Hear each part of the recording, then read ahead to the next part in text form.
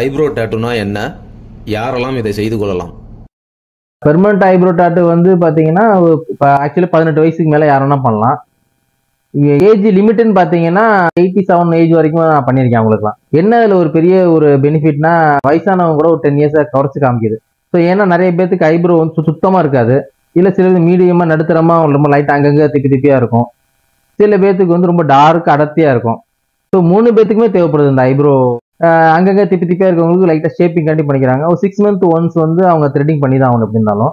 But அந்த shaping நம்ம கொடுத்துட்றோம். நான் ஒவ்வொரு இடத்துல பார்லர் போகும்போது பார்த்தா அந்த பொண்ணுங்க வந்து ஒவ்வொரு டைம் அந்த ஐப்ரோ அன்ஷேப்பாக பண்ணி கொடுத்துட்றாங்க, ஒன்று பெருசாக ஒன்று சின்னதாக பண்ணிடுறாங்க. ஸோ அதனால அவங்களுக்கு அது பிடிக்காம பெர்மனெண்ட்டாக ஒரு மார்க்கிங் பண்ணி ஷேப்பிங் பண்ணி கொடுக்கும்போது உங்களுக்கு அது பக்காவாக அதே லெவல்லே வந்து மேக்கப் ஆர்டிஸ்டோ இல்லை பார்லரில் வேலை செய்கிற பொண்ணுங்களோ கரெக்டான முறையில் அவங்க பண்ணி கொடுத்துறாங்க. ஸோ அதனால வந்து பெரும்பாலும் இது எல்லாருமே இப்போ யூஸ் பண்ணிக்கிறாங்க. இது வந்து 18 வயசு மேலே யாராலும் நம்ம அப்ளை பண்ணிக்கலாம். நம்ம ஆண்களும் இதை செய்து கொள்ளலாமா? தாராளமாக பண்ணலாம். ஏன்னா நானே ஒரு 4-5 பர்சனுக்கு பண்ணியிருக்கேன். அதை நான் யூடியூப்ல அப்லோடும் பண்ணியிருக்கேன். நான் அவங்களுக்கு வந்து அடர்த்தி இல்லாமல் இருக்கும், இல்லை ஒரு இடத்துல அடிபட்டு காயம் இருக்கும், அந்த காயத்தை ஈக்குவல் பண்ணுறதுக்காண்டி பண்ணியிருக்கேன். நான் பண்ணலாம், தாராளமாக பண்ணலாம். அது சிலர் தவறாக செய்வதை எப்படி சரி செய்வது? ஐப்ரோ டாட்டூ போடும் போது தப்பா ஆயிடுச்சு அப்படின்னா அதை சரி பண்ணிக்க முடியும். ஒரு சுத்தமா சொதப்பிட்டாங்க அப்படின்னா அது கண்டிப்பா லேசர் வச்சு ரிமூவ் பண்ணிட்டு தான் பண்ண முடியும் நம்ம. பட் அப்படியே பண்ணாலும் நம்ம உருவம் கொடுக்கறதுக்குன்னா கொஞ்சம் கஷ்டம் தான். சின்ன சின்ன மிஸ்டேக்கா இருக்கு, இல்லை முன்ன பின்ன ஒரு ரெண்டு அட்ஜஸ்ட்மெண்ட் பண்ற மாதிரி அதை நம்ம ஈஸியாக அட்ஜஸ்ட்மெண்ட் பண்ணிட முடியும். நம்ம மேஜரான ஒர்க்கு நம்ம கண்டிப்பா பண்றது ரொம்ப கஷ்டம் தான் அது. ஸோ அந்த மாதிரி ஒர்க்குமே எனக்கு நிறைய வந்திருக்குது, நான் ஹேண்டில் பண்ணியிருக்கேன். ரொம்ப சிரமமாக தான் இருக்கு எனக்கு அது.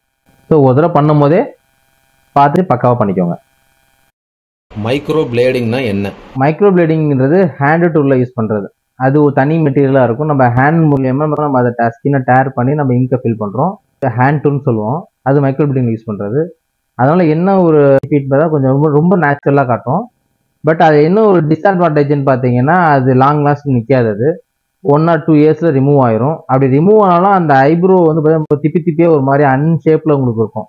ஸோ என்னையை பொறுத்தவரைக்கும் நான் மைக்ரோ பிளேடிங் சஜஷன் சொல்ல மாட்டேன். நான் எதுக்கு மைக்ரோ பிளேடிங் சொல்லலாம் அப்படின்னா, எனக்கு நான் பண்ணியிருக்கிறதே தெரியக்கூடாது, பட் ஆனால் எனக்கு 2 years 1 year எனக்கு இருந்தால் மட்டும் போதும், ரொம்ப நேச்சுரலாக வேணும் கேட்குறவங்களுக்கு நீங்கள் மைக்ரோ பிளேடிங் மெத்தட் நீங்கள் யூஸ் பண்ணலாம்.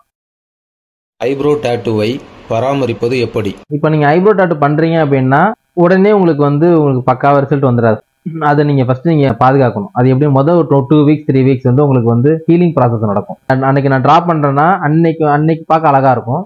அடுத்த நாட்கள்ல இருந்து அந்த ஐப்ரோ கொஞ்சம் டார்க்காக தான் மாறும். அதுக்கப்புறம் அந்த தோல்லாம் உறிஞ்சு வர ஆரம்பிச்சோம். அந்த நான் கொடுத்த கலர் எல்லாமே உறிஞ்சு வந்துடும். உறிஞ்சு வந்ததுக்கு அப்புறம் அந்த ஒயிட்டாக இருக்கும். பட் அதை ரொம்ப பெருசாக கன்சிடர் பண்ணிக்க கூடாது. ஏன்னா மேலே இருக்கிற புண்ணும் ஆறணும், ஸ்கின்னுக்குள்ளே இருக்கிற புண்ணும் ஆறணும். அந்த கிராச்சஸ் பண்ணது காயம்லாம் ஆறுறது கண்டிப்பாக உங்களுக்கு 1.5 மாதம் டைம் எடுத்துக்கும். சில பேர் ரொம்ப ஆழமாக பண்ணிட்டாலும் ஒரு 2.5 மாதம் டைம் எடுத்துக்கும். ஸோ அதுக்காக தான் 2.5 months சொல்றது. நம்ம ஒர்க் முடிச்சதுக்கு அப்புறமேல இருந்து அவங்களுக்கு வந்து ப்ரிகாஷன்ஸ் இருக்குது. ஆக்சுவலாக வந்து பாத் டப்ளே உட்காந்து இருக்கக்கூடாது, சவரில் மேக்ஸிமம் குளிக்கக்கூடாது, நார்மலாக மகிழ் எடுத்து குளிக்க ஆரம்பிங்க. ஏன்னா ரெகுலராக நம்ம தலைமையில் அந்த தண்ணி படப்பட என்ன ஆகுனா அந்த சீக்கிரம் அந்த எண்ணெய் பசையெல்லாம் எடுத்துட்டு உங்களுக்கு வந்து ட்ரை ஆகிக்கிறோம். அப்புறம் அந்த இடத்துல ஏற்கனவே நம்ம இங்கே ஃபில் பண்ணியிருக்கோம், அந்த இடத்துல தண்ணி படிச்சுன்னா உங்களுக்கு இன்ஃபெக்ஷன் ஆக வாய்ப்பு உண்டு. ஸோ அந்த இடத்துல எதுவுமே நீங்கள் ரப் பண்ணவும் கூடாது. ஸோ மொதல் 20 days வந்து ரொம்ப கேர்ஃபுல்லாக ஹேண்டில் பண்ணணும். நீங்கள் தண்ணி பட்டாலோ இல்லை சோப்பு பட்டாலோ உங்களுக்கு அந்த இடத்துல பட்டு படாமல் போயிடும்.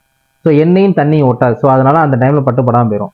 ஸோ ரொம்ப நேரம் நீங்கள் அதில் இருக்கக்கூடாது. ஸோ ஜஸ்ட் அந்த டைமில் மட்டும் நீங்கள் ஃபேஸ் வாஷ் பண்ணிட்டு அப்படி தண்ணி பட்டு போனால் ஒன்றும் பயப்படாதெல்லாம் நார்மலாக சரியாக போயிடும். ஸோ எவ்ரி 3 hours ஒன்ஸ் நீங்கள் தேங்காய் எண்ணெய் அப்ளை பண்ணிக்கலாம். இல்லை ஸ்கின்னுக்கு போகிற பீட்டாடைன் ஆயில்மெண்ட் நம்ம மெடிசன் ஆயில்மெண்ட் நீங்கள் ரெகுலராக அப்ளை பண்ணலாம். இது அப்ளை பண்ணாலும் சீக்கிரமே உங்களுக்கு அந்த ஹீலிங் ப்ராசஸ் நடந்துடும். அதே போல் நீங்களா அந்த தோல் பீலாகி வரும்போது நீங்கள் சொரியறதோ நீங்களா இழுக்கிறதோ அந்த மாதிரி இருக்கக்கூடாது. சப்போஸ் அது மாதிரி ஆகிட்டாலும் சின்ன சின்ன மிஸ்டேக் இருந்தால், ஏன்னா நம்ம உடம்பு வேணுங்கிற பிக்மெண்டேஷன் நம்ம ஸ்கின் எடுத்துக்கும். எல்லா ஸ்கின்னுமே இப்போ நான் எடுத்துக்காது. இப்போ நான் 100% நான் உங்கள் ஐப்ரோ நான் டார்க்னஸ் தரேன்னா உங்கள் உடம்பு கண்டிஷனை பொறுத்து உங்கள் டெம்பரேச்சரை பொறுத்து 70 to 60 அந்த ரேஷியோவில் தான் அது உடம்பு அக்செப்ட் பண்ணிக்குது. சில பேர்த்துக்கு வந்து நான் பார்த்துருக்கேன் 40% அக்செப்ட் பண்ணியிருக்கேன். ஏன்னா அவங்க அதில் கேர் பண்ணியிருக்க மாட்டாங்க, இல்லை ஓரளவு பாடி ரொம்ப ஹீட்டாக இருந்திருக்கலாம், இல்லை அவங்க சில மெயின்டெனன்ஸ் பண்ணாமல் இருந்திருக்கலாம். ஸோ அப்படின்றப்ப நீங்கள் பயப்படுறதுல செகண்ட் டைமில் வந்து நீங்கள் அதை மறுபடியும் அதே இடத்துல நம்ம ரீகோட் பண்ணி நம்ம அதை ஃபினிஷிங் பண்ணிக்க முடியும். ஸோ அதனால் ஒரு இது ஒரி பண்ணிக்க வேண்டியதில்லை. நம்ம மேக்ஸிமம் நீங்கள் வந்து வெளியே ரொம்ப சன்லைட்டில் அதிகமாக போகாத கொஞ்சம் தவிர்த்திங்கன்னா கொஞ்சம் அந்த இங்க் ஃபேட் ஆகாமல் கொஞ்சம் கேர் பண்ணிக்கலாம்.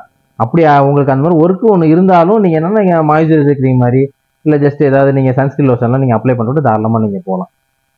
இன்னொரு முக்கியமான விஷயம், தேவையில்லாம அதிகமா தண்ணியில இருக்கிறத அவாய்ட் பண்ணுங்க. தேங்க்யூ.